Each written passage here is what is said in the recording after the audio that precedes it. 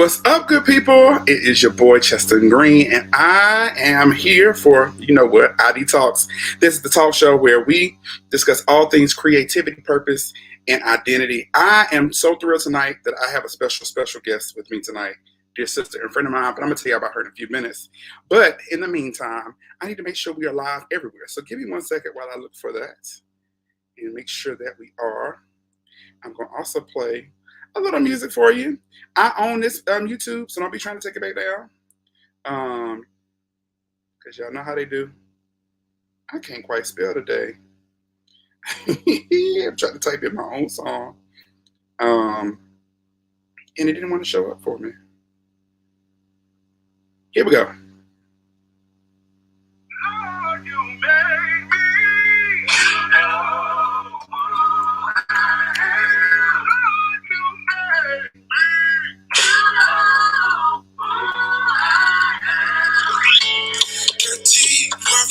Grotesque. Like Justin was my father.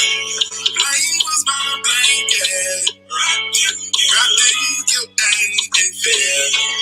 Then he appeared out of nowhere. He broke the chains of loving. Changed my mind. Reframe my thinking.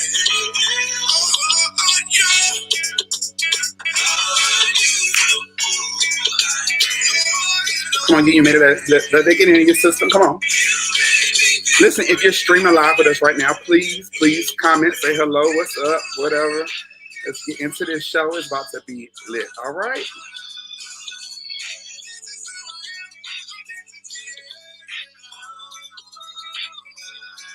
All right, so listen, I'm going to jump right on in. Tonight's show is very, very special. Like I said, I have a dear friend and sister with me, and we're gonna have a good time. So before we start the show, y'all know I like to do my own thing. I got to introduce myself. Well, I am your friend, your brother, your cousin, your uncle. Well, my mama, I'm my mama's son and my father's son, but a lot of other people call me son, so I'm cool with that. And your favorite artist. If I'm not your favorite artist, you're going to act like I'm your favorite artist. And my name is Cheston Green, also known as Cheston D. Green. And welcome to ID Talks. This is a show. This show, is a place where we link up with creatives who are believers to discuss purpose, identity, and calling. Y'all, tonight is going to be fun. But before we jump into the nitty gritty, I want to have a conversation with you guys. I want to do what I call the Creatives Corner. So if you are a creative or you're someone who knows creatives, friends with creators, feel free to share this live with them. Feel free to tag them in it. Feel free to email it or text it to them and let them know we are live. And I always start with the Creatives Corner. So the Creatives Corner is a place where I try to encourage and just share a little bit of life with you. So tonight's Creatives Corner is get it out the mud. Sometimes life be lifing. And as creatives, we have to be careful not to find ourselves in an endless cycle of lifing. So whether your job is stressful or your kids are cutting up bad, you can't allow life to steal your joy and your creativity. So my suggestion to you is to get it out of the mud. What is it? I'm glad you asked. Sometimes it can be your hope, your drive, or the song or art that you are trying to get out of your system and to create. And it derives from this challenging place. Instead of being down because things aren't going your way, dig deep, get it out of the mud. Feel the emotions, but don't make them your residency because they don't do any good. I was rushing when I typed it. Unless you use it for fuel to make your dreams a reality. So tell your neighbor, even if you're by yourself in the house, look at somebody and say, tell your neighbor, get it out the mud. So listen, y'all, I have a dear friend and sister of mine. Her name is Teasley, and she is going to be on with us tonight. But before I bring her on, I want to share her bio. So Teasley is a native of Wendell, North Carolina. She has a bachelor's of science in business administration from Grand Canyon University and is currently preparing for a master's of business administration with an emphasis in marketing. She always knew that business would be the foundation of her career. However, building an empire in the beauty industry and nonprofit management is her passion. Miss Teasley attended Millermont College of Cary, North Carolina, where she received licensure as an NC State Board certified esthetician in 2009 and became a certified NC State Board of Cosmetic Arts instructor in 2017. In 2019, she founded Love Overload Inc., her nonprofit that was designed to empower, encourage, and support women and children experiencing hardship and emotional trauma. Love Overload Inc. has inspired her acceptance to ministry, where she faithfully serves in the community and her local church. Gosh, as director of ministry, women's ministry, and other capacities. Y'all, Tia do a lot of stuff. She's so dope. She has 13 years of experience in the business sector, of which 7 years have been dedicated to executive leadership, business management, personal and professional development. She is committed to educate, mentor, and inspire new and aspiring estheticians and business professionals. Y'all, without further ado, my sister, my friend, I want to say my dog, but because we go back, talk about get out the mud, we come out of the mud together. My friend Tia Teasley, y'all. You are so crazy. Listen, Tia, we've been in the. This is who I am. This is who I mean. Look, listen. You were reading it. That's all I could hear. I'm like, yes, identity. Yes. We've been in this thing for a minute, Tia, so I had to let the people know. So listen, y'all, thank you, Michelle. Hello. Thank you for tuning in with us tonight. Make sure you tell a friend, share it with some people. Send it in the text. Tia, y'all. So when it's somebody I know and I have like a special bond with, I always try to tell that story. So I want to tell my Tia story. Go ahead, so tell your story. Tia and I met at church. We went to the same church. Tia, you grew up at Upper Room. Yes. Well, you know what? First, my roots is Wendell First Baptist, and a little small church in Wendell. Okay. But the foundation, though, where I got saved and baptized, saved at Upper Room, yes. So okay, I guess the bulk of my adult, yeah. Okay, so Tia and I met at Upper Room. I was a teenager. Actually, when I started visiting, I still was a teenager, but we weren't members. Me and my mom weren't members yet. My aunt and uncle were members, and my aunt and uncle used to always bring me to church with them when they have like youth stuff. The church at the time was like the premier in like doing youthful things and reaching the young people. And it was very it's hard to put in words how unique it was, because it wasn't a lot of Black churches at that time doing what Upper Room Church of God in Christ did. So shout out to Bishop P.L. Wooden. Yes. And just all of the things that we learned. You know, I learned a lot. I learned a lot as a kid, but I put a lot to work at Upper Room. Absolutely. And so Tia and I met. I wasn't a member at the time, but Tia would always be like, "Hey, how are you?" She was always nice. And for the first few times, I was like, "Why is this person so nice?" Like, you know, everybody else would be in passing. And at first I thought she was just being like nice to me because maybe she knew who my family was. But then I realized she was that nice to everybody. Like, you would think she knew every person. And then I start realizing, I don't want to tell a secret, but I'm gonna tell a secret. Sometimes Tia wouldn't know these people. She just was being nice. I still do that to this day. I'd be like, "Hey, girl." Tia would have people thinking that they were her best friend. Like to the point that my mama was like, "Who is that?" I was like, "Oh, that's my friend Tia." She was like, "How did you know?" I said, "Oh, we be in the same because at the time we would have youth conference, it would be a group that I said, we was in the same group because Tia is like a year or two older than me, so it was like a 3 to 4 year grouping for these groups. So I'm like, oh yeah, that's my friend Tia. And so Tia just was always nice, always make sure I knew whatever new thing that you were doing. She told me about, we having a Judah Jam coming up. Then I started getting emails and things like that. And then I remember when I joined the church, she was like, "You Sister Jackie," and at the time they was Sister and Brother Nettie. Brain in God's good old place. My aunt and uncle, they do their title holders in the church, but she was like, "Oh, you the Greens and them nephew, right?" And I was like, "Yep." So we from then we just became friends, and literally that probably was since I was like 14, 15. Actually, no, let me go back. That was since I was like 12. Ago. Yeah, and we've been in the thick of it since then. In the thick of it, I'm telling you, the time has flown. Shh, don't tell nobody. I know, I was my age today. I was like, oh my gosh, where's the time gone? It waits for nobody. No one. That's right. No one. So this is my friend Tia. Tia, tonight is going to be fun. I always try to create my games and everything that I do for my show around the person. Lord. And so I did that tonight. I was talking to, I don't want to be that person to be like, I was talking to my girlfriend all the time. No, But I also don't want to be like telling my listen, business. I am happy for you. Yes, consult Thank the you. blue. I was having a conversation with her and I was telling her about the game. She was like, yo, where did you come up with this game? I was like, this is stuff that me and Tia might would have talked about when we were younger. So I just feel like it was that kind of thing. So yeah, so tonight is going to be fun. The first thing I always do is the icebreaker. If you don't know already, I have a playlist both on Spotify and one on Apple Music. It's the exact same playlist, but it is a playlist with all the songs from the show. Tia, every episode I ask people the same question, and I've created a playlist to inspire, to encourage, to uplift other creatives. Let me say this before I tell you the game. If you are a very conservative Christian, there are some songs on the playlist that are not eccentrically gospel or Jesus centered. However, they are the clean versions and ain't nothing inappropriate. Amen. Just something to help you get out the mud. Ain't no nugget if you buck up there. Ain't no nugget if you buck. But if you need a little nugget, let me tell y'all something. In college, sidebar for a second. In college, I had worked on my anger management, but I started getting angry again.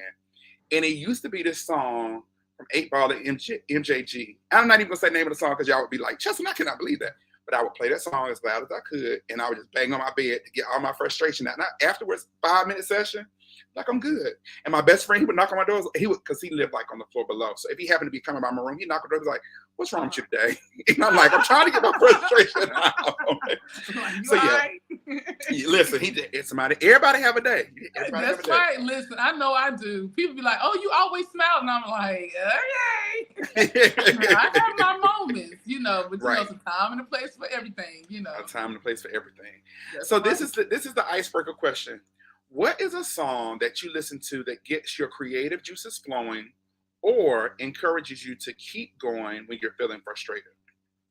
You know what? Lately, I have been heavily listening to Todd Galbraith. Okay. He Won't Fail. Was that the song? Is that Look, the song I did say the right Todd right. Todd Galbraith. So many Todd's and Todd's out right now. Todd Delaney. No, Todd Galbraith. He Won't Fail. That has been, let me tell you, when I wake up in the morning, I be like, Alexa, play He Won't Fail, Todd Galbraith. And let me tell you, it just gets me going. Alexa, pause. Y'all, I really turn. My music start playing. Let me turn the TV off. I'm sorry. We heard Alexa. She just picked right on up wherever you left off. I just turned the TV off. But no, for me, in order for me to get my creative juices flowing, I have to be in good spirits. I have to be motivated. I have to feel inspired in order to inspire other people. So lately, every morning when I wake up, I'm hitting that Todd Galbraith, He Won't Fail. And really, it's your cousin who kind of introduced me to it because one day the praise team sung it at church. I'm like, I ain't never heard this song. And I'm like, have I been living under a rock? And Jonathan Green has led it at church. And I was like, oh, snap, I got to find this song. Yes. And I've been listening to it ever since. Shout out to Jonathan. Let me text my cousins. Y'all get here watch Tia. Tia is on the live right there. Yes, he led it at church. The praise team sung it, and Jonathan led it, and just like the spirit just fell. And I was like, why haven't I heard this song? And I found it on I found it on Spotify, and I added it to my playlist immediately. And now every morning, I think honestly for the past couple of months, I have been listening to it every single morning to get my day started. That thing is dangerous. I mean, you talking about what have you crying? Like if you just really listen. If you down and out, to me, that thing would really, and I think towards the end of the song, when he was talking about his daughter and how he had encouraged his daughter, and then I started thinking about how much the youth have been going through. Honey, my mind just went everywhere. I said, Lord, let him listen. When I tell you the Lord gave that man that song. He did. So y'all, that's going to be added to our playlist. So again, you can go on Spotify or Apple Music to check out that song, Todd Galbraith, He Won't Fail. I will be adding it to the list tonight when I get off of this live. And if you are trying to figure out, Chesson, where do I find it? If you go to my Instagram, go to my link tree, or you can go on my YouTube and my page. Matter of fact, go to my YouTube if you're not already on it and hit that subscribe button. Let's go ahead and smash that real quick. And then go to the link tree. In the link tree, you will see a link for the two playlists. So if you want to download if you want to add the Spotify one or the Apple Music one, you can. All right, Tia, you ready for a game? Let's go. I like a game now. Okay. Don't ask me nothing I don't know. Okay. So, Tia, this game is called Tia's Tea. All right. Okay. So, Tia's Tea is all about the hot topics that are going on, whether it's reality TV, social media, or just in the blogs, right? So, what I've done is try to find some different scenarios, generalize them just in case you don't watch those shows, or like it might not be a show that's in your rotation or whatever, and try to make it applicable to anybody. And so I'm going to ask you what if questions, and I want I'm not going to say unfiltered response, but I want an authentic response. I want to know how you actually feel in that moment, okay? Okay. All right, so I'm going to read it slow, and if you need me to repeat it, I can. So here's the first question. What if a family member or a close friend has signed some checks that you received, and as it will sign the checks as you, and has escaped with your $30,000? What you doing? We just might be fighting. Lord. See, you got a nothing you fucking her spirit. Let me tell you something. I know exactly what you're talking to. I mean, what you're referring to. And you know what? Beyond the money, the biggest thing is the tension and the dysfunction that it brought within a family. Yeah. You know, just especially like with the mom being involved. I think that it's sad that when Tamika had even mentioned it to her mom, and her mom even justified it with, well, maybe she needed the money. Yeah. That right there, I'm sorry. I don't even understand how. I say I would nut, but honestly, I'd probably be crying and be like, I just can't believe it. And like, God gonna get her. Because I've never been in a fight a day in my life. You know what I'm saying? I'm just not a fighter. Yeah, I'm not a fighter. But, you know, I probably would have handled it like Tamika did, you know, showing the receipts, that type deal. And it probably would literally have to take the Father, Son, and the Holy Spirit to, like, bring that bond back together. Mm-hmm, mm-hmm. Trust, yeah, that's a tough spot. It's a tough Trust spot. broken. It's a tough spot. Yeah. But I wouldn't fight them. I'm gonna tell you that now, because I'm just not a fighting type person. Now, I'm not saying I can't defend myself, so I don't need nobody to try me. Bliss. However, I am, you know, with that, my biggest, you know, concern would be like the damage done in the long term when it comes down to like how it just broke up a family, and it's money at that, you know. For sure. I'm gonna be honest to you. I think I'm a good mix of, and I say good because I feel like it is righteous indignation, and it is well within Tamika's right to feel angry and want to fight, right? But I'm in between like fighting and what you said, because I think depending on who the person was, me and my brother have never had an argument, thank God. I only have one sibling. You will hear me say brother and sister, but that's because I don't have one. Yeah. So my cousins are like our brothers and sisters, and then I was I received all these adopted brothers and sisters, thank God. But I don't know if I can't see me and my brother having that kind of issue or argument. Mm-hmm. However, depending on who the friend is, I mean, it could get kind of bad. I have had somebody take money from me before, and I learned good and bad. On one side, I learned I didn't have to fight, but I learned in that my response to them, me being ice cold, because I can shut somebody off like stone face, and that was actually what did more damage, to the point that the person like wouldn't come around. People were asking me like, Chester, what happened? Are y'all good? And I was like, we fine. And then when their family started asking me like, what's wrong? And I told them, they was like, why you didn't say nothing? We would have. And I was like, because they want your fight to fight. I handled it, you know. That's so right. I can see how that could be a tough situation. So my prayers go out to them, because there's a lot of dysfunction in that whole situation. The whole situation is full of toxicity. It's full of dishonesty. You know, there's no loyalty there. You know. Yeah. So thank God I've never had that issues with my siblings either. To God be the glory. You know. But I have been burned by quite a few people. But in situations like that, it kind of makes you who you are. If you're not careful, it'll create wounds and open wounds rather. And if you don't deal with it properly, you will end up having trust issues. Now, speaking of which, of the trust issues, and let me know, because bring me back on in, because I'm a talker. That's all right. Let's go. Yeah, the trust issues that it creates, if you're not careful, even as a professional, it will spill over into your professional relationships. Where, okay, my friend stole money from me or my family member stole money from me. Now it's going to be hard for me to trust my employee, or even if you're an entrepreneur, partnering with other people. Yeah. That stuff, no one has stolen necessarily money from me. I don't think. If I did, you are forgiven, because I can't think of it right now.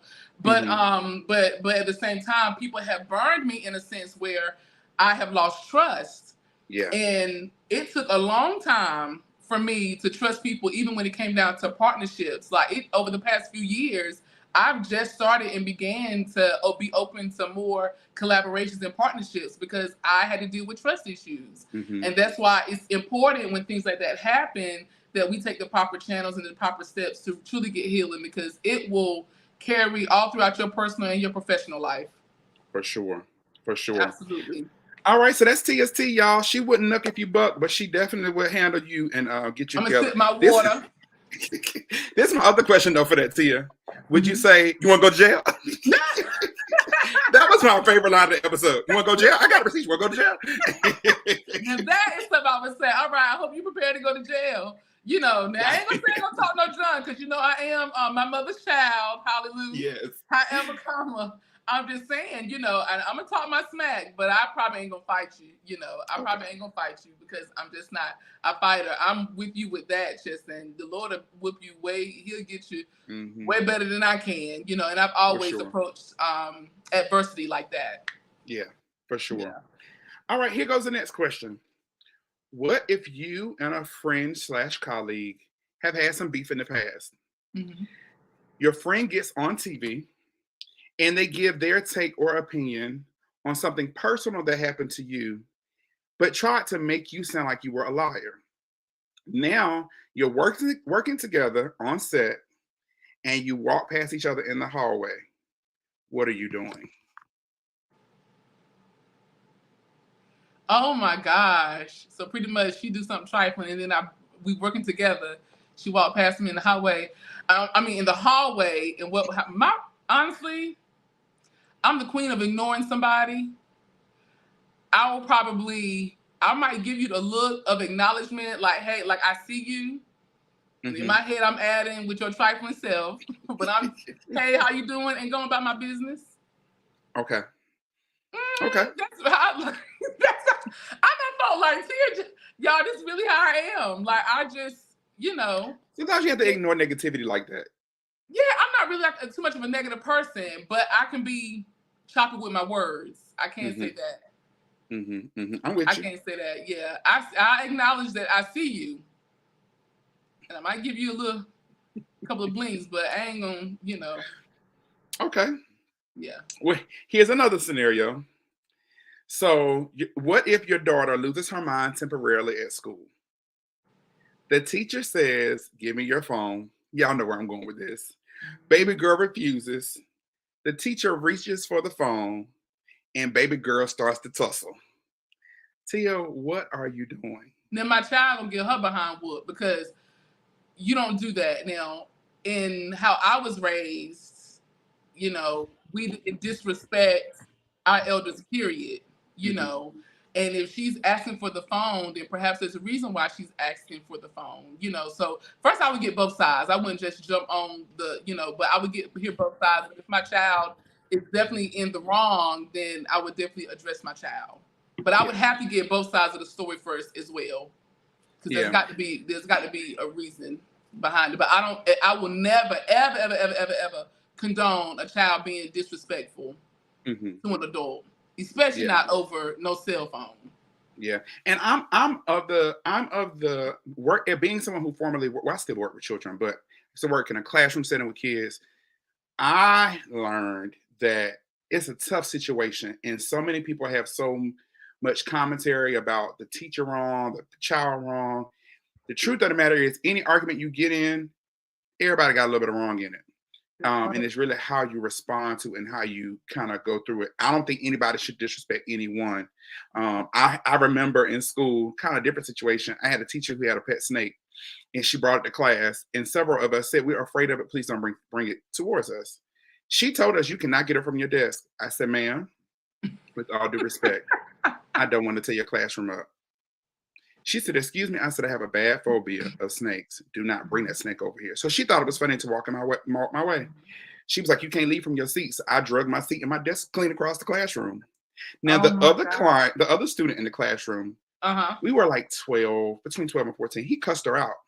Oh, wow. He said, "You better," he's like, "And where I'm from, we call snakes demons. You better get that demon away from me." He just went into her. And this guy was like, we were in like 7th grade, but he was probably the size of a 12th grader, just like height alone. I think he was actually older, like he had maybe missed a grade or something. But he just let her have it. And I remember trying to be calm and like be respectful, but tell her like, "You gotta stop." And so she was like, "Well, I'm breaking y'all up." Yeah, it's antagonizing. So I feel like there's a certain level of respect that has to go both ways. I didn't watch it. I don't even really know. I just heard about the thing. I just kind of been head in the sand trying to get my own life, going or whatnot. Same here. Yeah, but that's why I just heard it was another one. Yeah, absolutely. And that's why I said I would have to hear both sides because, there are some instances where I feel like adults will antagonize children. Everyone wants to quote the scripture, honor thy mother and thy father, but at the same time, don't provoke your child to anger. Does that make sense? So, and I do also, and I believe that goes both ways for adults as well, so in a situation like that, I don't have children. So it's kind of hard for me to really say what I would do because I don't have kids right now. However, I do know that in that case, I would definitely have to get both sides of the story, but I would definitely have to handle my child when it comes down to how you deal with situations like that, as well as respecting authority.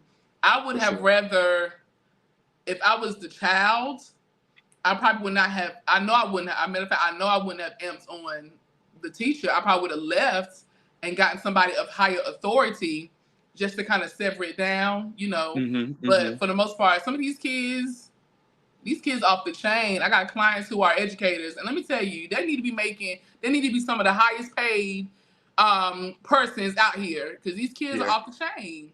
What they have to deal with, the attitudes, and I'm like, parents, I blame the parents too because I feel like there's a way you have to teach your kids conflict resolution. You have to. People crazy. For sure. No, there has to be a line drawn. All right, that was a good one, Tia. Y'all, Tia giving her tea tonight. All right, we got two more. Okay. Ooh, I'm gonna do this one because I think it's funny first. Okay. So, let me ask this, Tia. Have you watched Growing in Gospel? No, what's that? Okay. What network is that? WeTV.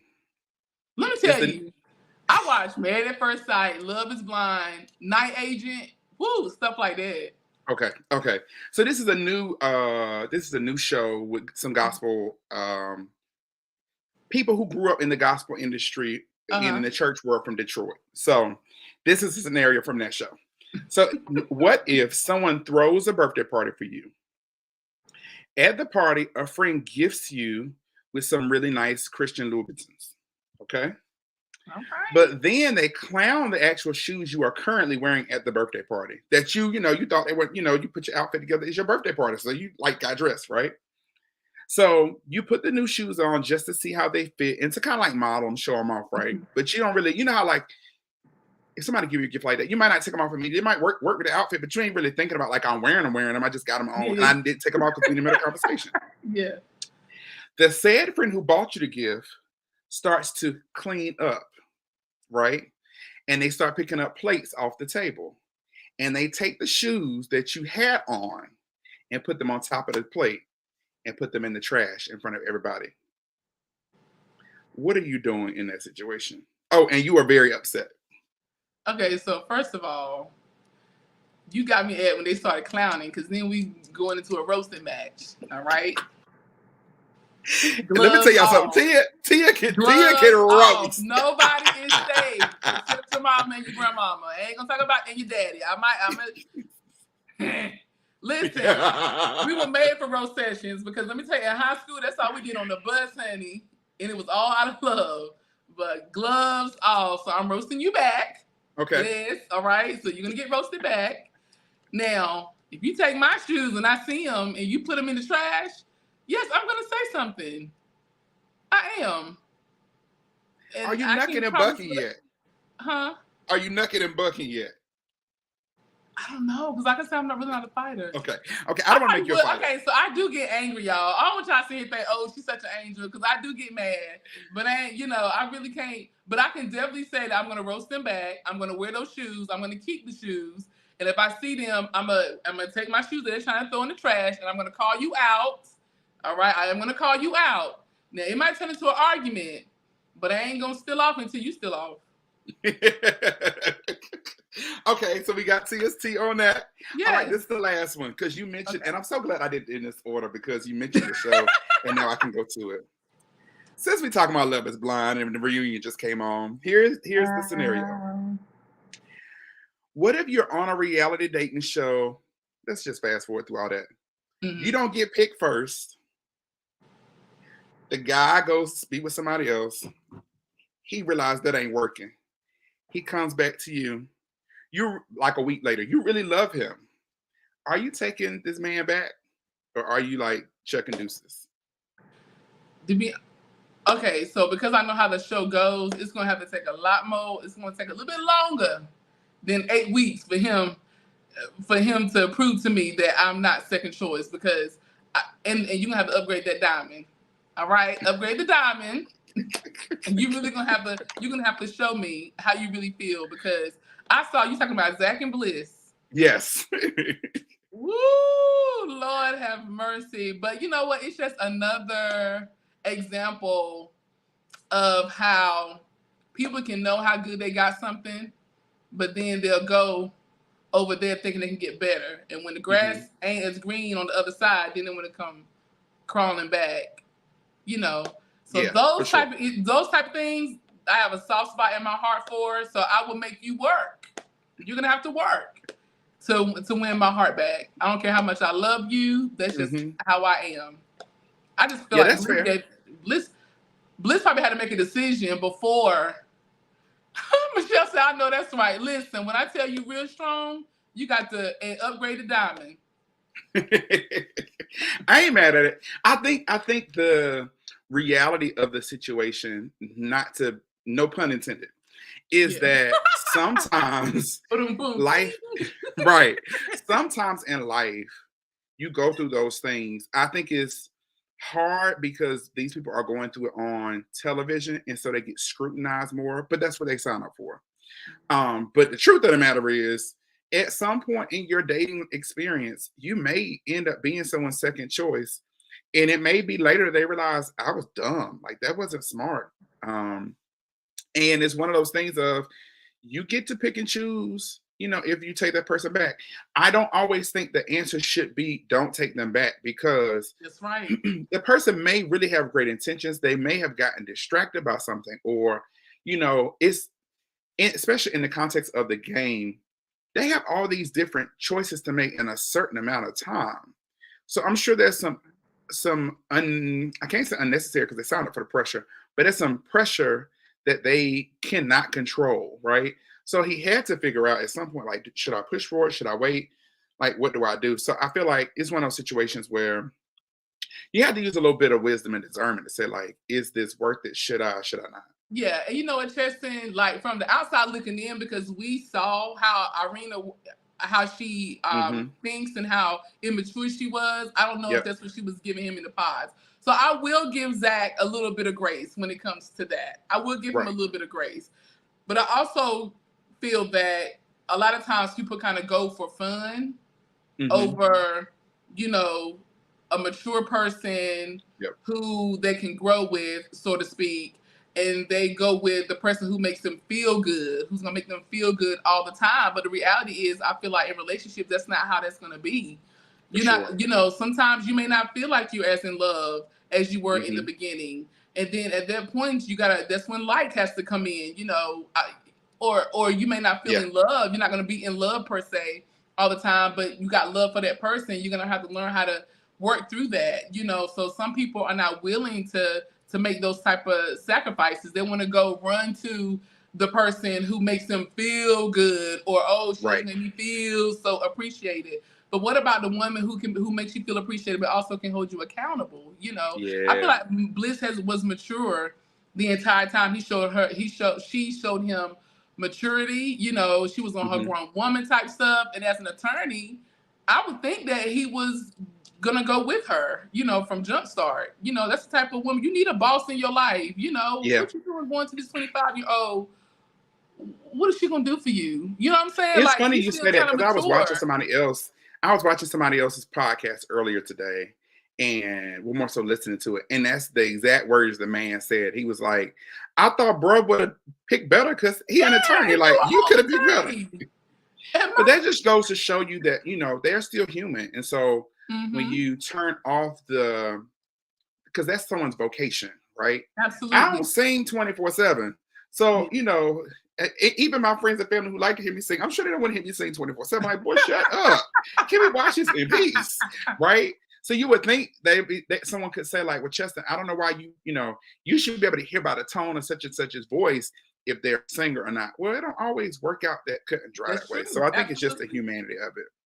That makes Yeah. sense too. That you know, if you now I understand. I understand where you coming from. You think maybe he came from a standpoint of I'm always having to be on in this serious, space. You know, where I always have to be on. So maybe Irina would have been good for me because Mm-hmm. she makes me feel appreciated and Yeah. wanted and loved. She seems fun or whatever. Now I don't Ooh, know what it was he was seeing in sis her. made That's my a gray patch right here grow a little bit, expand a little bit wider, honey. I was like, I mean, the way she was laughing, and even yeah, Micah, the yeah, way they were laughing and antagonizing people who were getting their hearts broken. To me, I was right. like, Mean Girls But it's book. funny. Look who got the last laugh, and The who got that to goes to show you better be careful how you treat people because that stuff really can come back around. That's Now the whole right. world is laughing at y'all. The whole world is clowning y'all because Micah got stood up at the altar. Irina Yep. didn't even make it to the altar. Didn't even make Like, it to the altar. Got at a reunion crying and came on. Like right? Mother Plumber, like we were just talking about that. Mother Plumber, it's just nice to be nice. Listen, Yes. that's so true because guess what? What you put out, eventually it's gonna come back around to Oh you. yeah. Oh At yeah. some point, you're gonna have to pay by somebody probably doing it to you, Yep. or something's gonna happen where you're gonna have to feel that same emotion Yep. that you caused somebody else to feel, For so sure. or that you triggered somebody else. So it's Yeah. just unfortunate, but I'm so glad that Bliss, you know, gave him the chance. I do Mm-hmm. still feel like perhaps she's gonna have to go through that process of healing, even still, just For based sure. off of the comments that she was making all Mm-hmm. throughout the rest of their engagement on the show. So I do feel like she's still gonna have to go through a process of healing, and he's gonna have to gain her trust again because she still was thinking, oh, but I was the second choice. Yeah. Yeah. For sure. For sure. You know. I want to say this, and then because as you were talking, something just really jumped out at me. Yeah. I'm gonna say this, and then we're gonna switch to the next part of the interview. So one of the things you said is like reaping what you sow, and I it probably was God. Yeah, it was God. Like so, Come on, big one guy. thing one thing that I always hear people say is this is good soil, this is good ground to sow in, right? Mm-hmm. So check this out. If it's good soil, then that means no matter what you sow, you're going to reap plenteous or bountiful because the soil is really good. So if you have a person that's a really good heart and you sow positivity, love, nurture, like things that are going to help them grow and help them, continue to be good soil, right? It's going to bring forth that same kind of harvest. But if it's good soil and you plant a bad seed, you cannot, one, determine how much negativity you're going to get in return. That's right. Because when we plant a seed, we don't look for a seed to come back. We expect a harvest. A harvest, that's right. And secondly, we don't know how that bad is going to multiply. And then you got a whole nother problem. I'm trying to So tell you you. really want to be careful when you talking about good people, people who like can see past your wrong, see past like your stuff, and find the good in you. Not to say Absolutely. that you got to ignore people, their red flags and their Absolutely. Use issues and wisdom. stuff. Hmm. Yeah, you still see that stuff.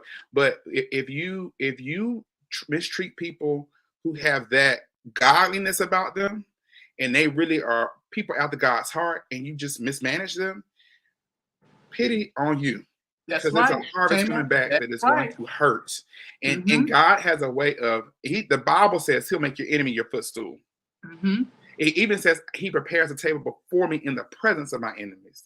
That's right. And so we don't know how there's so much stuff in that. But I said all that to say, Absolutely. like, really just be careful how you treat people. That's right. You know what? And as you know, and I can, as a woman, I want to speak to the women who have experienced heartbreak. You want to, in those moments where people have kind of misused you a little bit, you may feel, less than or misused. It's important to, first of all, accept the reality of what has happened, and then also don't beat yourself up like it's you. I've had to tell myself that, in plenty of cases where I've kissed a lot of frogs, that type deal. Don't blame yourself. Although there may be some baggage that you brought into the relationship that you may have to go to God and be like, Lord, search me.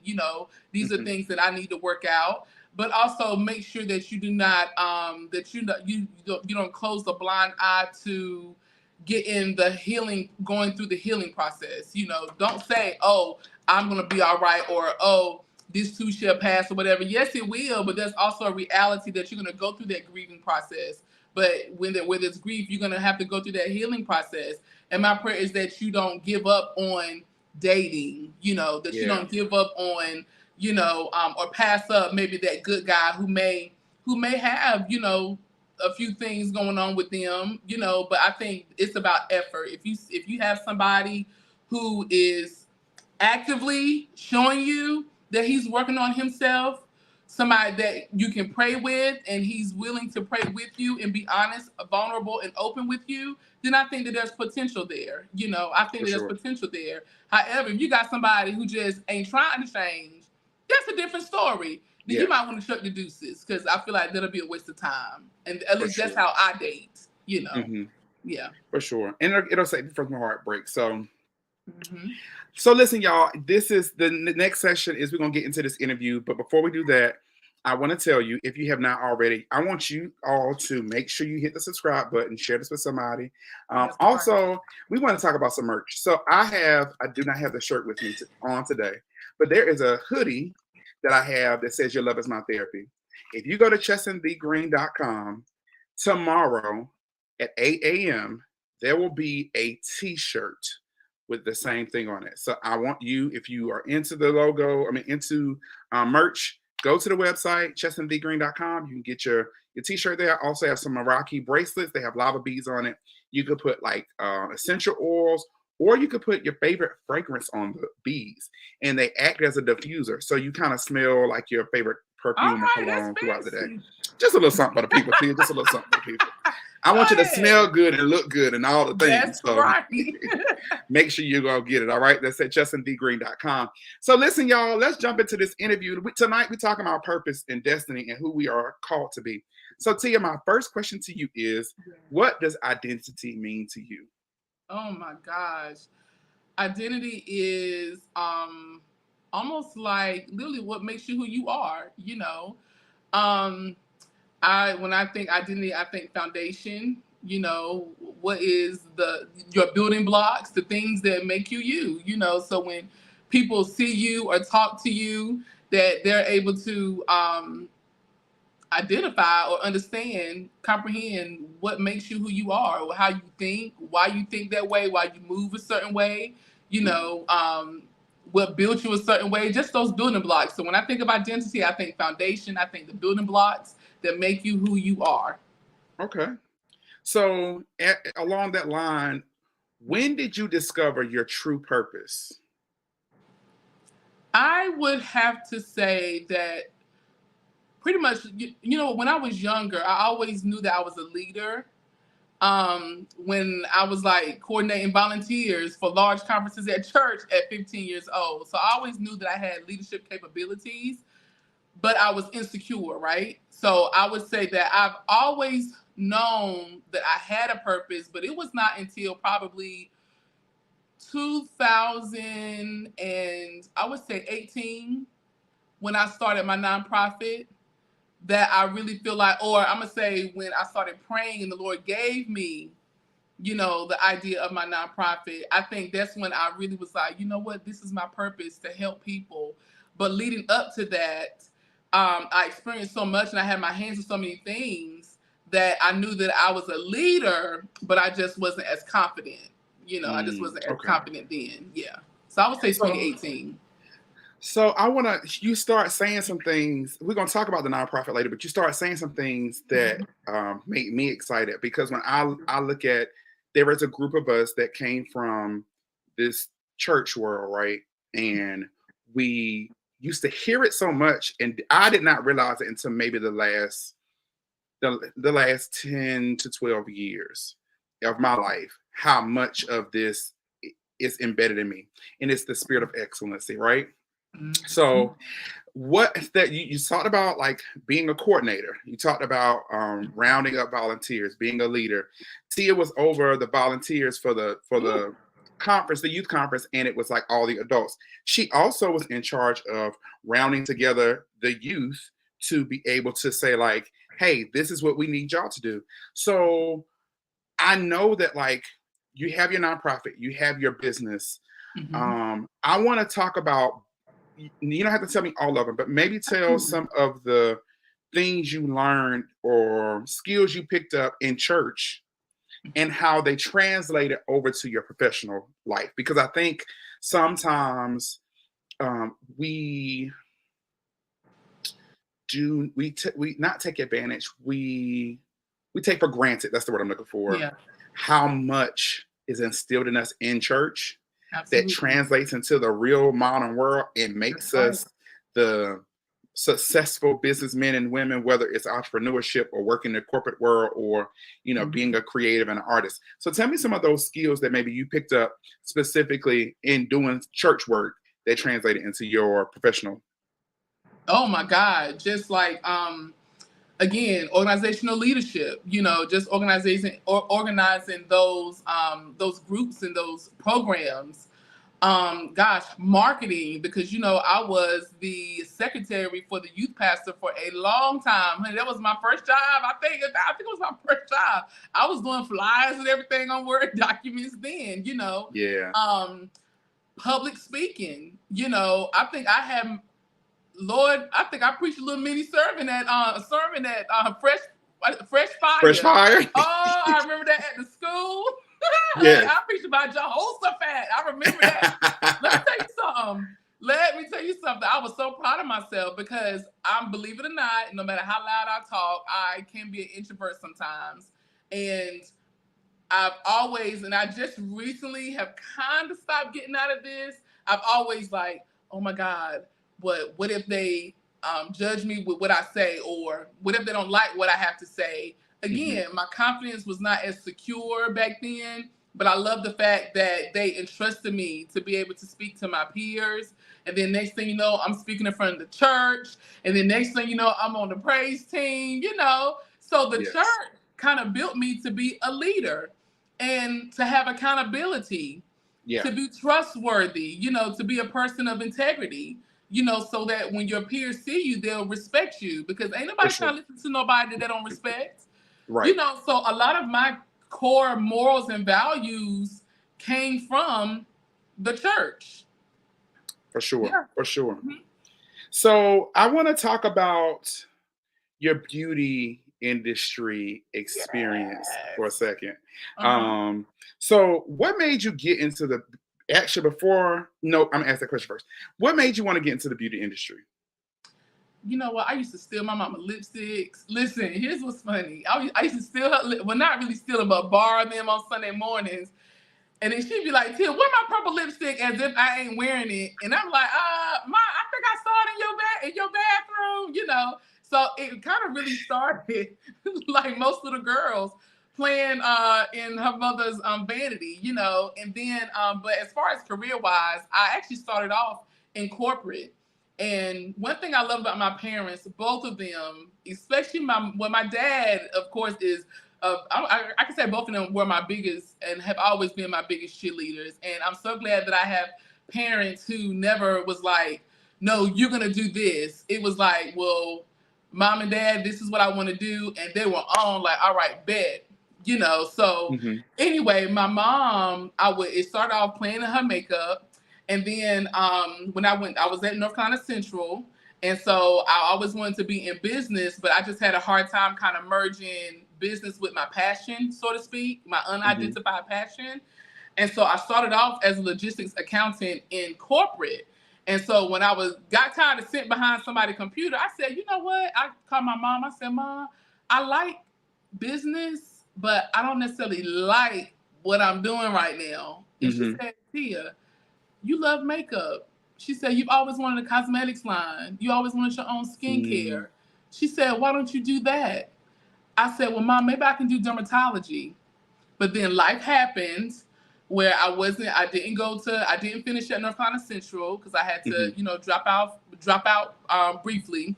And, you know, just to take care of some things. And then I told Mom, I said, well, I need to work, but I want to incorporate business and now skincare because you're right, I do have a passion for that. I said, so I'm going to go to aesthetic school because it was a quicker route than having to go through those 8+ years of medical school, you know. So I just went the aesthetics route because I wanted to hurry up and get in the career because I hadn't finished my 4-year degree. So I said, let me go to a vocational school and pick up a trade within the beauty industry and then kind of get going there. One thing about me now, one monkey don't stop no show, honey. It's more than one way to skin a cat, all right? So Tia gonna get it out the mud. We're gonna get it out the mud, and that's literally how it has been. But my mom helped me kind of identify what my passion was based off of the things that she observed that I like to do, and then she kind of helped me kind of bring that full circle, and so that's how I got into the beauty industry. Wow, I didn't know that. Tia, that's so dope. So I wanna take a moment because you have product, right? So y'all, Tia is the Duchess of Brows. That's the name of your company, right? Yes, the Duchess of Brows. Doing my research. It's located in Raleigh, North Carolina. So if you need your eyebrows done, now Tia, do you do anything else besides eyebrows, or you just do eyebrows? Full body waxing. I do eyebrows. I apply eyelash enhancements. Not the mink ones that's lash by lash. I'm going ahead and clear that up. Not the mink ones that's lash by lash, but the clusters. I do apply those as well. So eyelashes, full body waxing, full facial waxing. I'm going to ask a real question from a man's perspective because he ain't never asked this question. I ain't never had the opportunity to ask this question. Because when you say full body, I'm trying to understand. Can people get their toes waxed? Yeah. I've seen so many hairy toes. Y'all, she's not talking about you. She's talking about one of her other clients. Don't worry about it. She's talking about you. She's talking about her other client. She's talking about you. Toes, kneecaps. Oh, no. There we go. I just said, oh, no, because it went out. I was like, oh, no. But you can't. Folk calling me. Look, see, you got to do like I did. I put everything on Do Not Disturb. Look, I do have it on Do Not Disturb. I don't know what happened. Probably somebody, if you double call, if they're in your favorites list and they double call, it'll come through. I don't recall having nobody in my favorites list, so I don't know what's going on. I got this iPhone 14 Max Plus, or whatever. Gotcha. It ain't been right since. Now I probably need to update the software. I don't think I've done an update since January. Oh gosh, yes, Tia, we need you to update the software. There's been like 3 updates since January. Okay. So you've waxed everywhere. So tell us, well, if you have some product, feel free to show us your product and tell us where we can get the product. Absolutely. Well, I do have eyebrow products, but I ain't had time to go back home and bring them here to show you guys. So I do have eyebrow pencils for blonde, medium, and dark brown, and in blonde, medium brown, and dark brown shades. And you can get that product at EmpressBeautyDynastyCo.com. Spell that for us. So honestly, if you go, it's so long. So if you go to Okay. Instagram, it's right up there in my the Duchess of Brows bio. I got Okay. everything kind of linked Well, together. as you tell the people about it, I'm gonna go pull it up so I can put it So on you can here. show the people. Thank Yeah. you. I appreciate you. Thank you so much. So I have eyebrow pencils, and it comes with the eyebrow sculpting kit. Comes with a eyebrow sharpener as well. So you can get that at EmpressBeautyDynasty.com. I have eyelashes that are beautiful. Chesney, if you go to my Instagram and go all the way to the bio at the top, click Uh-huh. on EmpressBeautyDynastyCo.com. So everything Okay. is linked under the umbrella of the Duchess of Brows. And then I Oh, also okay. have, so I also have, this is actually one of my most selling products, my highest selling product. These are my mink eyelashes. So this is for the people who don't want to make the investments of, thank you, Justin, of paying $100+ for the lash by lash. So we have these, and these are friendly for people who wear glasses. And y'all know I'm saved, honey. So listen, you got a little inspiration at the top. Hold on, y'all. Inspiration on the flap. Come I on. have Philippians 4:8 up there, honey, in case you get a little boggled up throughout your day. You know, open up your eyelash kit and read the scripture. And then last but not least, the product that I have on me, I have skincare products that's really good for any skin type. This is a charcoal cleanser right here that is good if you want to detox your skin as well as help with hyperpigmentation. And then we have our aloe and green tea based moisturizer that's really good for people who experience inflammation in the skin as well as want to just keep their skin nice and moisturized throughout the day. So it is really nice. These right here are the bomb. All right. All So right, those are Tia, we some of the see you. products. Yes, you can see everything else at EmpressBeautyDynastyCo.com. Yeah, so the website is there. I just went on the website, and it's just I would try to show you, but then my ring light is gonna bounce back the reflection, so you're not gonna be able to see it good. But it's a really dope website. She got Uh-huh. people of color on there. It's really dope. It's really dope. Yep. Let me hit We had, explore, see what I see. and shout out to my creative director for all the photos, our original photos of models that I hand picked. Shout out to Kyra of Custom Crowns and Mebby. She came down, did makeup, and then Keela Knight. She's in Raleigh. She was the makeup artist who did makeup on all of the models. And then the creative director. Oh my gosh! Shout out to her, Nikita. I forgot Nikita's last name. Nikita, girl, I love you, girl. Nikita of Bakiki Soul, and then my photographer Darius Carr. I mean, it was such a dope photo shoot. I mean, it was so fun, uplifting. So yes, definitely try the products. The products are amazing, and they work. I have no foundation on, y'all. Okay, I've been using my products for over a year. Come So on, Tia, tell the people about the yes, no product. foundation on, just eyelashes and lipstick. So it truly works. You just have to be consistent and drink your water. Drink water and mind my That's business. right. Well, Tia, that's so dope. I wanna jump right in because we only have a few minutes left. We actually Okay. might go over, y'all. We go over, just tune in. You can watch it. I mean, you can stay on with us or not. It'll still be up. But I'm not gonna end this. I gotta go through all these questions because this is my sister and Okay. I love her. The next question is I want to start this with this statement. Mhm. Ever since I know you, Tia, ever since we known each other, we've Absolutely. been blessed, or we've been a little God made us HD. He didn't make Yeah, us yeah, yeah, yeah, on yeah. the small screen. Right, we've been in high definition ever since. I And definitely. so one of the things that I realized is that every plus size person Mm-hmm. cannot own a room, right? But you have, and it's funny because it's not just in looks, but it's in your spirit, it's in the energy you Oh, brings in the vibe. One of the things that was love said you. to me, and I shared this with you, but I'm gonna say it again for everybody to hear. When I had my show in North Carolina, Tia Uh-huh. interviewed me, a part of my show, and my family and friends was like, "Oh my God, the girl who interviewed you, she was amazing. Like, Oh, did she work in love you. broadcast?" I'm like, "No." I was like, "She used to do this in church, but All like." right, don't give me no ideas. Come on, come on, come on, come on. Stretch out in your identity. But I said that to say, you have an inner confidence and an inner energy that you walk into a room with. Where did you find that inner confidence? Where did you find that, like, you know what some people say to me when they find out how much I weigh, or when they see, when they hear like the size clothes I wear, they be like, "You don't look that big."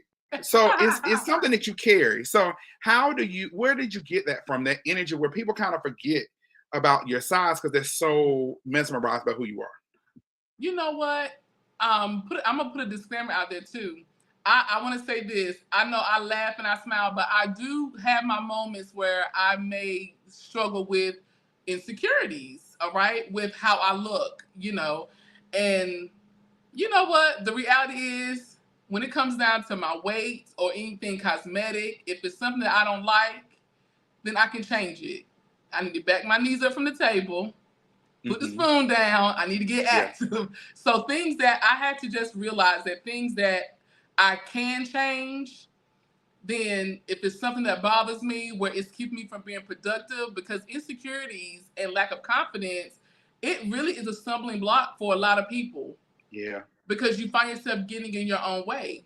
So you just have to get to a place where you're like, listen, if I can change it, then guess what? I need to come up with a plan and I need to execute it. For period. Sure. And I need to be consistent, because it comes a time where we can't always blame the trauma. We can't always blame. At some point, we have to go through that healing process so that we can move forward. And a lot of times, we hold on to people bullying us, because I was picked on. I used to wear thick glasses, honey. And I did not realize, y'all, how much I carried that until I got to a place where I was stuck. When I mean stuck like, God, why is it hard for me to move forward and to really walk in the calling that God has called me to walk in? And it was because I was still holding on to things where I was bullied and I was worried about what people would say about me. As I mentioned earlier, when I was like, the church had kind of helped me get over, had kind of catapulted me with public speaking. But I've always in the back of my mind, like, well, what if I don't look right? Or what if I, you know what I'm saying? Honey, I had to let all the baggage go. Yeah. So it's a lot of things that have made my confidence. It's been the trauma, but it also is learning how to take a compliment. Because a lot of times how we see ourselves, people don't even see ourselves like that. Yeah. So when people come to me and say, "Oh, girl, I love that jumpsuit," instead of me saying, "Oh, this old thing, I got it from the thrift store," that's a sign of insecurity. Yeah. And when I acknowledge that, I said, okay, the next time somebody pays me a compliment, I'm just gonna, when I feel myself going to myself, I got it from the Goodwill, I'm gonna pause and be like, thank you so much. I appreciate it. Yeah. That's it. Yeah. So we have to learn how to accept compliments, because half of the times what we see, people see so much more. And when you kind of focus on like the skills and the blessings and the joy that comes just from being a child of God, and how dope that is, having a father that's bigger than anything, any bully or anything like that, like you can kind of stand tall and know, you know what, I'm real dope. If other people don't see it, that's on them. Yeah, for sure. So a combination of the trauma and just learning how to just going through those processes of healing, that's where the confidence has come from. See, that's so good. I'm talking about good, like, and I think it's good for not just image, but it's good for, let me rephrase that. It's not just good for those who are battling insecurities with their images, but people who may have insecurity about their creativity. I know there are a lot of people who really want to do something, but they are afraid to do it because it's like, well, it doesn't look like such and such. It's not packaged like this person. I remember being in a place where I would hear my friends sing and say, I can't really do those runs like they do them. And so I would be intimidated sometimes to sing with those friends. And then I started realizing I don't have to sing like they sing. It would be moments where a friend would say to me, man, I wish I had your tone. Like one of my homeboys was like, man, you sound so much like Anthony Hamilton. And going to what you said about not accepting compliments and learning to accept them. One of my friend's moms got on me about that. She said, son, next time I give you a compliment, I want you to just say thank you. She said, because I know where it's coming from. I've been there before. And I was like, I didn't even realize I was doing it until she said it. Yes. And then she said, watch how it makes you feel. And so I started saying thank you. And I started feeling better about myself, because for this long time, I wanted to sound like Anthony Hamilton, but I was like, I don't really think I sound like him. And he's like, dude, you sound like my go-to would be, you got to hear my brother sing, because my brother sounds like Anthony Hamilton.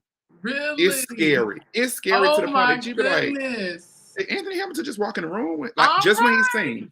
So it's one of those things of like, I think people watching this will take away like, I gotta be okay with what I have to offer, and what I have to offer is enough. That's right. And getting to that point where, you know what? Yes, God, he made us in his image, and it goes back to, especially as believers, we just have to we have to be spiritually strong and look at the fact that these bullies they came, but they thickened our skin. We just have to thicken our skin a little bit. That's it. And knowing that God made us in his image. Yeah. And you know what? You may not feel that you are, the best singer, or I may not feel like I'm the best at whatever, but whatever skills that the good Lord gave us, let me tell you, you drive that thing till the wheels fall off, Right. You really excel in the things that you are strong at. And if there's something that you want to learn more about, then guess what? Hire somebody, invest in that skill set. That's another good point for these creatives. Yeah. If you don't like how you dress, then you might want to. Let me tell you, I have called so many of my friends and be like, child, I got to go to this event. So-and-so had an event. What should I get? They send me over lookbooks, all sorts of stuff for my body type. Yeah. So, plus size women, you may have somebody, find that stylist in your tribe. Or if you don't have a stylist in your tribe, you invest in maybe like a stylist, or go online and research your body type. And, and figure out what works well for your body type, because you may not have an hourglass figure. However, there are clothes that can help you cover your fupa or whatever that may look like, So, you just have to work with what you have, and anything that you don't like, ultimately, listen, change it. That's how I feel. Yeah. But things that you cannot change, right? Know that you're still special, that you still have a purpose. That those things that God has given you, they still have purpose. You just have to know that. But it's a process. Just know it's a process. Yeah. And God values those things. That's why He gave them to you. That's right. He values it. And guess what? And believe it or not, other people may see it, and you don't really know who you're blessing until they come up to you. And Tristan, even when you were asking this question, I thought about literally before I hopped on, somebody sent me a DM and said, Tia, thank you so much for bringing the light anywhere you go. And let me tell you, the event that I went to, before I went to the event, I was feeling kind of heavy. But I said, I'm not going to go into these people's event with no sorry story. Because ain't nobody trying to hear it. Yeah. We don't want the sob story. Yeah, we're probably going through. I'm gonna pray about this thing, but I'm gonna go in here and I'm gonna be the light that God has called me to be, and hand him this other stuff. Because when God has called you to ministry, to help other people, you want to make sure that you are able to cut it on and cut it off. Not saying brush it under the rug, because you still want to deal with it. But when you walk in the room, you still want to let people see that light. You don't want to bring that negativity in there when you go. That's real. Gosh, that was so good. You talked about the nonprofit earlier, and I first want to say this, and you don't know that I was going to say this, and I didn't know I was going to say it either until I started writing this question, and I think God gave it to me. But you keep referencing your parents, and when I think of the nonprofit, I know it is an extension of you because of your mother. That's so Tia's mom passed away some years ago. Her mother was a caring, giving woman. I think it's your mom, it's Darlene. Yes, Aunt Darlene. It was several of those women who used to serve us as kids. They would be in the kitchen. They were part of the kitchen staff. They would serve us. Wagner, they had a way. They had a way of making us feel like we was their favorites. They would feed us, and one of the perks of being on a youth praise team at the time was you've been rehearsing what you get to the church for a sound check. You do the morning glory service. You You got to go have a pre-rehearsal to get ready for the actual youth quake. Then after you quake, it's lunch. They be like, come in here, get you some food, baby, because you don't need to be passed out. Come on. Put some extra on that. That boy big. Look, that boy big. Put some extra on his plate. But your mother was such a kind person, right? And so I want to talk about how you translated the grieving process of losing your mother into this nonprofit, and we'll go a little further for a few more minutes. Okay, absolutely. First of all, I would say this: my mom is one of the strongest women that I know, even to this day. Just knowing the things that she kind of went through. My mother was a firecracker too, so my mom was the type to tell you like it is, but at the same time, there were things that I remember after her homegoing service, people were coming up to me and were like, "Listen, I want your mom to prayed me through, cancer when I was dealing with cancer, or when I was going through a divorce, your mom traveled 2 hours just to clean my house and cook dinner for me." And these are things that we didn't even know that mom had did. And so knowing and understanding these are the good Samaritan things. Some people do stuff for clout, but to know that my mother didn't do things for clout, you know what I'm saying? She just did it. I was like, man, that really warmed my spirit and my heart. And I didn't even know that even the things that she did in front of people, that it was planting a seed in me. So when mom had passed away in 2016, I had also started my business, my Duchess of Browns business. So fast forward, a few years had gone by, and it's like you really don't really start grieving until the dust settles. Okay. So the dust started settling and that loneliness set in. I felt like I was alone. I was just like, I miss my mom. God, what is the way? Like, help me get through this process. The Lord said, go on an 8-day fast. Go on an 8-day fast. I heard it clear as day, 8-day fast. And he said, within these 8 days, I will reveal to you your purpose. And not only that, I will also heal you. I will also heal you. And I was just crying. I was just like, Lord, I don't see it, but I trust you, God. That's how I talk to the Lord. I was like, all right now, God, things are kind of bleak. This is how I feel. This is how I talk to the Father, because he's my daddy, So I'm on this 8-day fast, and by day 4, the Lord said, Tia, if you want friends, show yourself friendly, as the Bible says. If you want to be loved, go out and show love. I was like, bet. Let me go ahead and start volunteering at the Women's Center of Wake County, because I have met a woman back in 2016 who was serving. So I started serving with her first. Okay. And then when people saw what we were doing, I said, you know what? I said, Maria, thank you for showing me this opportunity, because I have friends who want to get involved too. She said, well, listen, you should start your own group. I said, all right, bet. So what turned into what was a Greek project turned into a whole nonprofit, because it got bigger and bigger. My name started showing up in rooms that I had never stepped foot in. Next thing you know, I was getting a phone call from local churches saying, hey, listen, we have a $10,000 budget.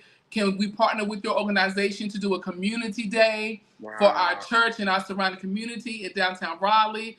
And I was like elated, like, Lord, I thank you, because it's no glorification of my own. I'm just glad that I was obedient. And just through pouring into other people, the Lord was healing me bit by bit. You know what I'm saying? He was healing me. A lot of people think you got to hold on. No, when you release, that's when you can receive. And that's literally what the Lord did to me. He was healing me as I was being obedient and as I was doing work for his kingdom within the community. So that transition, that's pretty much the transition of it. Yeah. Wow. I think that's kind of reminds me of the scripture that says, whatever you can find your hands to do it, right? Do it. I think sometimes when you get in a low place, it's easy to get stuck, which is what I was talking about at the creative corner, getting it out of the mud. You are a person that got it out of the mud. Like, you legit were like, I can't stay here. I remember conversations I would have with Kia at the time. Tia has a sister named Kia. And so I would ask Kia about Tia, and she would say, pray for your sister because she's struggling, or she would say little different things, and we would have some honest conversations about some of the challenges you were facing without her telling like your business, but she was kind of she knew we really like family, right? Yeah, so we would have some conversations, and I remember even some conversation I would have with her, and she would just some days be like, I'm just grieving, missing my mom. And I'm like, Yes. I would be like, Kia, it's okay to miss her. Like Mhm. it's not something that just goes away. And it kind of leads me to the next question. Yeah. I believe that grief is an ongoing process because and I read part of this somewhere, the grief is the love that you have that never dies, ongoing, even though the person is gone, right? That's right. Mhm. So you speak of your mother as if she's still present with us. And although she's not physically present, the lessons she's taught you, the way she served, it Yes, still shows up because you absolutely. serve the same way, Mhm. which makes me want to know what has been the most challenging part about the grieving process? Like, what's been the hardest part, not having your mom still here, and Mhm. how have you learned to live with that and like kind of go through or push through those Mhm. hard times? You know what? I think that it's like different moments where you would grieve. Does that make sense? So there's the initial Hmm. grief process. You have to get to the fact that they're gone. They're no longer going to be physically here. And then you're going to go through that grief process of healing. And then there are going to be transitional moments like where I'm at right now, where my mom will be in her 60s right now. And here I am. The Lord is preparing me to be a wife. The Lord is now preparing me to be in ministry, to be a future wife and put that out there. And then for ministry, I'm in a transitional period where I'm no longer a little girl. I'm about to be 40. You know what I'm saying? Hmm. And Hmm. this is like a huge step for me, a huge moment in my life, very pivotal moment where my business are expanded. I've reached success. So now I'm going to like this, pretty much going almost into like my second half of life. And so now my desires have changed to like, okay, God, send me seasoned women who can help me for this next phase. So that has been my prayer. God, send me seasoned women because by now my mom will be good and seasoned, although 60 something is Yeah. not old, but still, Hmm. these are moments where I need my mom. So I think right now, to answer your question, at this point in my life, it's just going through the process of, all right, God, no, mom is not here, but God, send people. So I don't want people who are in the same phase where you're at the crossroad in your life and you decide, well, my mom or my father or whoever it is that you miss so much is not here. Pray and ask the Lord, send me a mentor, send me somebody. And let me tell you something, the Lord will do it. Even if he doesn't send a permanent mentor, he will send people to remind you that he hears you. Because let me tell you, Cheston, I was way out in St. Kitts Uh-huh. and I met a woman who looks just like my mama, gold tooth and all. Oh, And that woman wow. looked me dead in chinky eyes on my mom, the little cheeks like I got. She was just Hmm. a shade darker, shade or two darker than mom. I'm gonna send you the picture when we get off the Okay. live. It's gonna blow your mind. And that lady Wow. looked at me and she said, "You are the iron woman. You hold the water and the fire. You don't let anybody tell you you're not good enough." She went off on me as if Pamela Wybette Teasley would have. And that thing just filled me up. Look, as you saying it, my eyes started to get a little misty. Well, I'm telling you, listen, gold tooth and everything. Chestnut, I'm Man. telling you, gold tooth and everything. That's why you can't tell me God is not real. Then Yeah. I went to this seminar back on Monday. When you're grieving, y'all, you got to get out and you got to do. So I Hmm. went to a seminar or a workshop that at first I wasn't even going to go to. And I went and I met some seasoned women there who are educated, brilliant women who look just like me, you know? Yeah. And I'm like, God, I thank you. And they're saved. They love the Lord. Yeah. God Yeah. sends the people. Hmm. So when you're grieving, you may miss that person, but when you pray and you pray an intentional prayer, the Lord hears you because He does not play about His children. Yeah. He sees that pain, that hurt. Wait in St. Kitts, Cheston. I ain't even Go look. to it's I gonna haven't blow your lost my mind. I parent, wish I and knew how I'm to I wish I knew how to. Man, listen, if I can share a screen, I can show you this lady picture. I'm going to send it to you via text message. Let me okay. tell you, it blessed me so much. I said, Lord, I thank you. And instead of crying like, oh, I just miss mom, no, she ain't coming back. That's another thing I had Hmm. to remember. She ain't coming back. As I go through these transitional phases, I'm like, Yeah. she ain't coming back. Yeah. So am I going to sulk? And I can hear my mama now. She will always say, Tia, it's not necessarily what's going on in your life. You got to make a decision. Are you going to fester and rot in it? Or are you going to keep going? And every time you feel heavy, you have to choose, get going. Go through, have your moment. Yeah. Have your moment. Do the practical things, whether you need therapy, prayer, whatever that may look like. Yeah. But also, you can't fester in it because there's life after that. Man. Tia, you didn't drop some nuggets on the people tonight. And I say that it is blessed, y'all. This has not been scripted or rehearsed, y'all. I'm telling you, we just popped on 2 minutes before 8. Right. I pray that it blesses you. I know it's going to help someone because I know that there are people who are grieving. There are people who are challenged with that. And I think that sometimes creatives, we feel so deeply, right? Maybe your style of creativity isn't my style. So maybe you're not a songwriter, maybe, or you're a playwright, maybe you're someone who, I look at makeup as art, right? Yeah. So you know, even you waxing somebody, you're it's like you're making creating a canvas or preparing the canvas, right? That's right. And to me, it's still a level of creativity.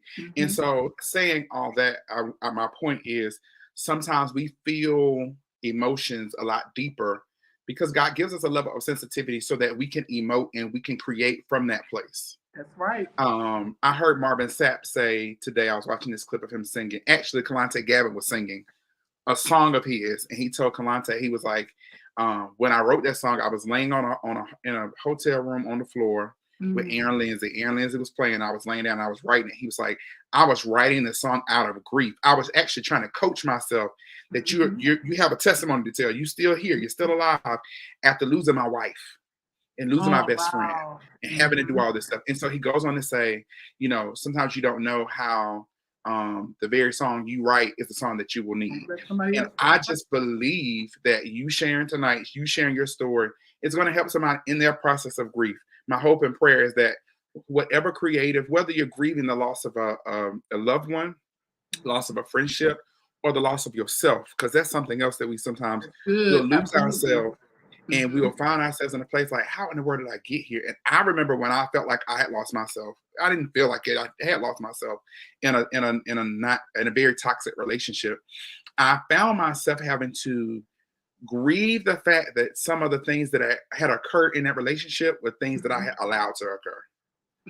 And so I was able to then write songs like Lost Found, where I was able to write songs called I Worship. So creatives, as you hear what Tia shares, please take it to heart. Like, do the work, whatever the work is. Maybe it's not grief. Maybe it's just some trauma that you're trying to work through. And Chester, can I add one more thing? It's something as creatives, especially creatives where you're dealing with people. And we were talking earlier about, you know, just staying positive, that type deal. And even when you're feeling down, own it, accept it, but try not to exert that type of energy on other people, especially those who are beauty professionals, because I'm going to throw this out there too. There are times where people have come in my studio and I've had to pray with them. Y'all, I anoint the walls of my studio. I anoint my hands in the morning, honey. I pray and I anoint my body. Lord, cover me in the blood. Because when you are dealing with people, you don't know what you're going to go through. You're going to have clients who are grieving. Yeah. And I'll never forget my most memorable client. She said that she had saw that I had a last minute cancellation. So she said she scurried over to the studio. She said when she walked into the studio, I was playing, I forgot what song I was playing, but I was playing gospel music. And when she sat in my chair, she started asking me certain questions, and my discernment kicked in, like, okay, she might be going through something. But I never asked. I always let the client volunteer because I try to keep it professional. And so she volunteered, hey, listen, can I ask you a personal question? So she asked me. And it led me to end up having to pray for her. So I anointed my hands and I began to pray with her. And she began to cry. And by the time when I said amen, she said, Tia, I want to let you know how much of a godsend you are. And I want to sow more into your business because this is your ministry. She said, because just before I came to your shop, I was contemplating suicide. Let me tell you something. if I go every day in my studio exerting the energy from grief, sadness, heartbreak, I wouldn't be able to pour into other people. Yeah.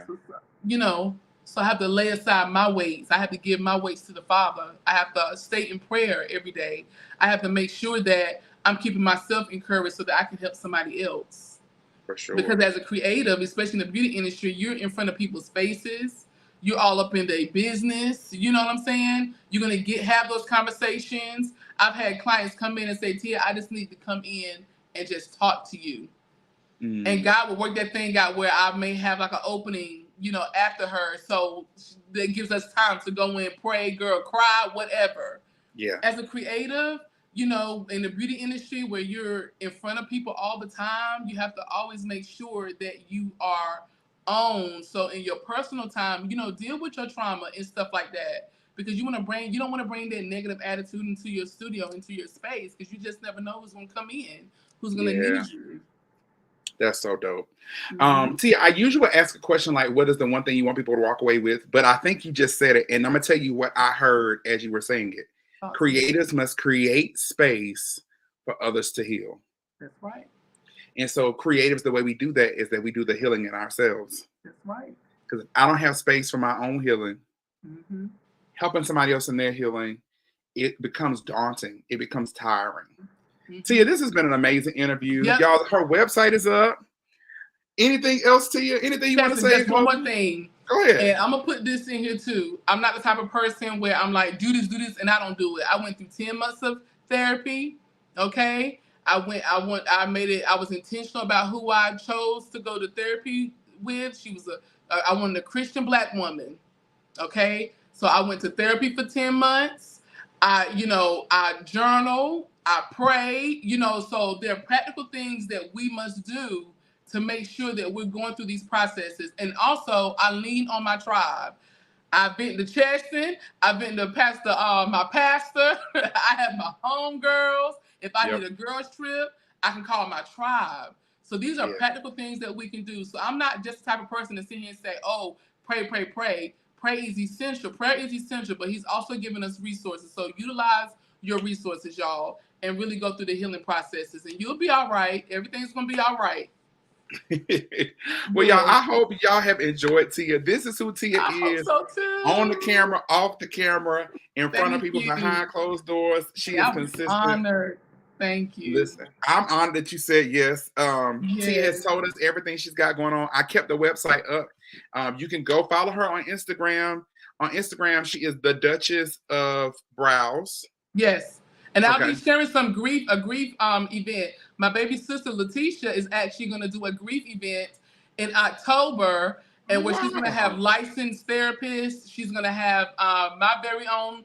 Well, I don't want to tell who on the list, but she's going to have ministers, professional therapists, and other people in the program to help you get through your grief process. So please follow Cheston, follow myself. I'll make sure that when that information drops, you'll know exactly where to go so you can really be healed. She's been really being intentional about this particular event, and I just pray that, the Lord moves so that people can come out feeling a lot better than when they came in. For sure. For sure. So y'all go to her website, buy up her eyelashes and all the other tools and stuff. She got, go book her because she got an appointment calendar.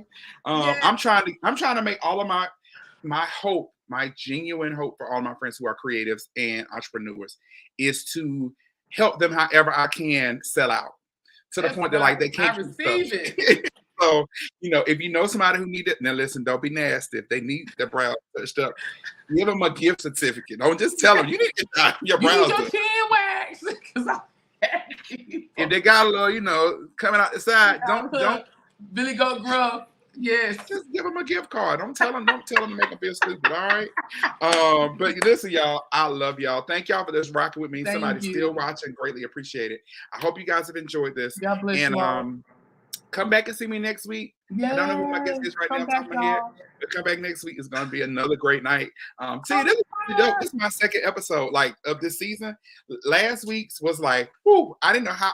I mean, I knew you were going to be great, but I was like, I don't know how last week is going to like, is it going to be in the same flow because y'all do different things? And I Yeah. like the fact that y'all don't do the same thing and it went Yeah. over. So Yeah. Every round goes higher and higher, Cheston. You keep going. Keep going. Every round thank goes you, higher Tia. and I higher. appreciate that. You're welcome. Thank you. Well, listen, I love y'all. Y'all have a great night, Love you and we'll all. see God y'all bless next you. time. Bye. Thank you.